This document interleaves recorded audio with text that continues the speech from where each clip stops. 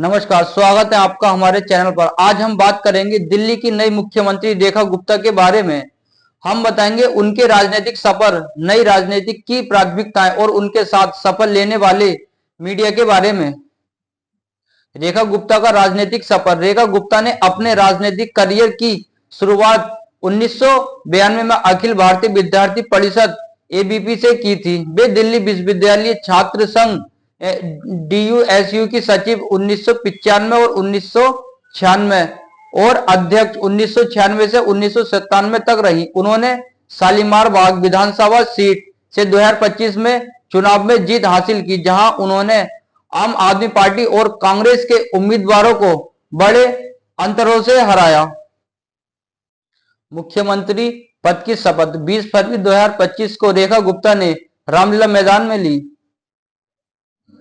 BJP के बड़े नेता और एनडीए के मुख्यमंत्री में हिस्सा लिया। रेखा गुप्ता दिल्ली के मुख्यमंत्री बनेंगी। शादी से पहले रेखा जनरल थी, बाद में रेखा गुप्ता हो गई। लेकिन जब बात बीजेपी नेतृत्व की आती है तो एक और बड़ा फैक्टर काम करता है, जिसका इंटरवेंशनल बीजेपी के कामकाज के अंदर तक होता है, वो है आरएसएस का। मुख्यमंत्री के तौर पर रेखा गुप्ता के नाम के ऐलान के बाद ऐसा कहा जा रहा है कि आरएसएस ने ही उनके नाम की पैरवी की है। लेकिन ऐसा नहीं है कि संगठन ने एकदम आगे बढ़ा दिया। जरूर है कि रेखा गुप्ता मुख्यमंत्री चुने जाने से पहले बीजेपी का कोई बड़ा मुद्दा नहीं थी, लेकिन ऐसा नहीं है कि पार्टी ने उन्हें मौके नहीं दिए। रेखा गुप्ता को 2015-2020 विधानसभा शालीमार बाग से चुनाव में उतारा गया, लेकिन वो दोनों चुनाव हार गई। 2023 में उन्हें शैली ओबरॉय के खिलाफ उन्हें मेयर के चुनाव में भी उतारा गया। वहां भी रेखा गुप्ता को निराशा हाथ लगी, पर किसे पता था कि 2 साल बाद पहले मेयर का चुनाव नहीं जीत पाई। वही रेखा गुप्ता दिल्ली की सत्ता की शीर्ष पर राज करेंगी। जिस दिल्ली पर अब रेखा गुप्ता का राज शुरू होने वाला है, वह 2 साल की उम्र में ही आई थी। लेकिन रेखा गुप्ता को दिल्ली की मुख्यमंत्री बनाकर बीजेपी ने 1 करोड़ महिलाओं को साधने का काम किया, उनके खुश कर दिया, उनको राजनीतिक में एक प्रतिनिधित्व दिया, दिल्ली की 1 करोड़ महिलाओं को। और इस फैसले से बीजेपी ने पूरे भारत की 70 करोड़ महिलाओं को भी एक बहुत ही खास संदेश दिया है। इसलिए बीजेपी ने जो काम किया है, इससे बीजेपी को तो फायदा होगा ही, लेकिन दिल्ली की 1 करोड़ महिलाओं खुश होंगी कि किसी महिला को दिल्ली का मुख्यमंत्री बनाया गया है।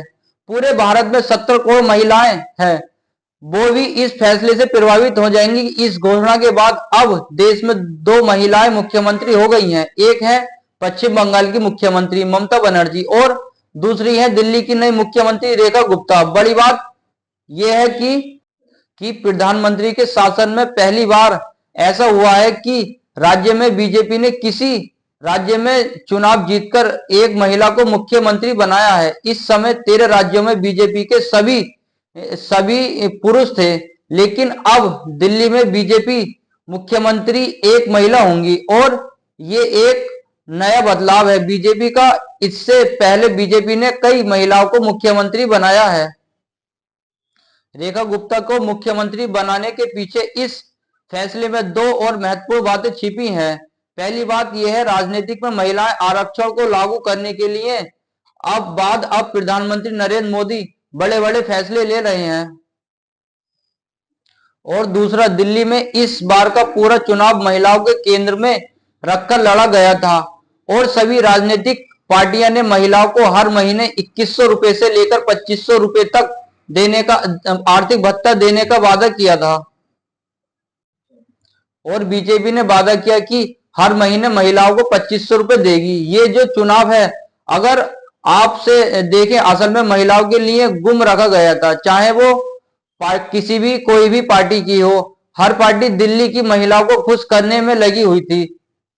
इसलिए जब चुनाव ही महिलाओं के नाम पर लड़ा गया, फिर मुख्यमंत्री भी एक महिला बनती हैं, तो संदेश बहुत अच्छा जाता है। पहले देश में परिवार में जो पुरुष होते थे, जिन्हें हम हैंड ऑफ द फैमिली कहते हैं, क्योंकि हमारे यहाँ लोग मानते हैं कि ये पुरुष प्रधान समाज है, पुरुष प्रधान परिवार है। और परिवार में जो पुरुष होता है, जो परिवार का प्रमुख होता है, वो पुरुष यह तय करता है कि उनके हार की महिलाएं किसे वोट देंगी।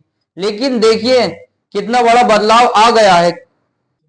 अब आज के जो चुनाव होते हैं, चुनाव का रिमोट कंट्रोल महिलाओं के हाथ में आ चुका है। अगर महिलाएं किसी पार्टी के पक्ष में आ जाएं या फिर किसी नेता के पक्ष में आ जाएं तो उस पार्टी को देश की 70 करोड़ महिलाओं का समर्थन मिल सकता है, साथ मिल सकता है। और अगर ये महिलाएं किसी पार्टी के समर्थन बन जाएं तो इनका पूरा परिवार इनके साथ फैसले से इनके पसंद नापसंद पर प्रभावित होता है और पूरा परिवार उसी हिसाब से आगे चलता है। देखिए चुनाव चाहे कहीं का भी हो, चाहे वो महाराष्ट्र का चुनाव हो, चाहे वो गुजरात का चुनाव हो, चाहे वो दिल्ली का चुनाव हो या फिर चाहे झारखंड का वो चुनाव हो, महिलाओं के लिए सबसे ज्यादा कल्याणकारी योजना है। अगर देखिए आप टीवी देखते हैं तो रिमोट महिलाओं के हाथ में होगा कि कौन सा सीरियल चलाना है। उसी प्रकार से चुनाव का रिमोट कंट्रोल भी महिलाओं के हाथ में आ चुका है। आज दिल्ली में बीजेपी के विधायकों की जिस बैठक में रेखा गुप्ता को मुख्यमंत्री बनाने का फैसला लिया है, उसमें दिल्ली से बीजेपी के सभी सांसद मौजूद थे। आज से पहले लोगों ने रेखा गुप्ता का नाम भी नहीं सुना था। उनका नाम मुख्यमंत्री लिस्ट में चल तो रहा था, लेकिन लोगों को पता नहीं था कि रेखा गुप्ता कौन है। लेकिन अचानक से ये जो रेखा गुप्ता नाम की जो नेता है और ये अचानक से कहां आ गई और ये मुख्यमंत्री भी बन गई। दोस्तों अगर वीडियो पसंद आई हो तो वीडियो को लाइक करें, चैनल को सब्सक्राइब करें और कमेंट करना ना भूलें।